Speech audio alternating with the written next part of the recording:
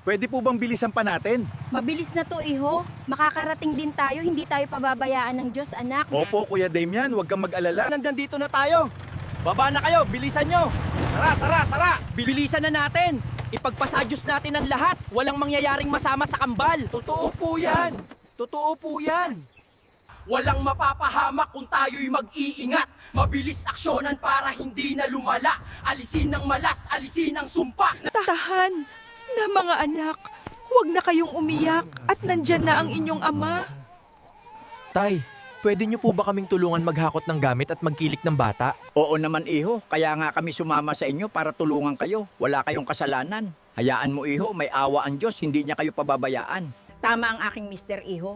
Walang kasalanan ng mga bata, mga inosente sila, mga anghel sila, kaya hindi tayo pababayaan ng nasa taas. Kuya Damian, ako po, anong gagawin ko? Ano po maitutulong ko sa inyo? Totoy, tulungan mo kaming maghakot ng mga gamit. Napakabuti mo. Sana panatilihin mo ang kabutihan ng iyong puso. May naghihintay na magandang kapalaran sa'yo. Tururo po sa akin ng magulang ko yan. Hindi lang sa pera nabubuhay ang tao. Dapat maging mabuti tayo at tumulong ng walang hinihinging kapalit.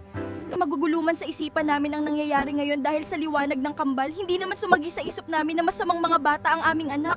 Bakit sila ganun? Mainam po siguro na iparada nyo yung tricycle sa likod, mas mabilis po tayo makakaalis. Tama yung naisip mo, Totoy. Alam ko din yung daan doon para mas mabilis tayong makalabas kung sakali mang dumating yung mga tao. Damian, di ba meron kang utang sa akin sa pagpapaanak ko sa asawa mo? Huwag mo nang isipin yun. Gamitin nyo na lang yun sa paghahanap ng bahay. Yung gasolina ko, yung paggamit sa tricycle, wag mo nang isipin yung gastos. Mas kailangan nyo yan, itabi nyo na yung pera nyo. Napakabuti ninyong mag-asawa. Hindi po talaga kami nagkamali na lumapit sa inyo. Pero pagdating ng panahon, makakabawi din po kamo, may awa ang Diyos. Hulog-hulog po kayo ng langit sa amin. Pagpalain pa po kayo ng mas maraming pagpapala at lagi niyong tandaan na lahat ng kabutihan ay may kapalit na mabuting bagay.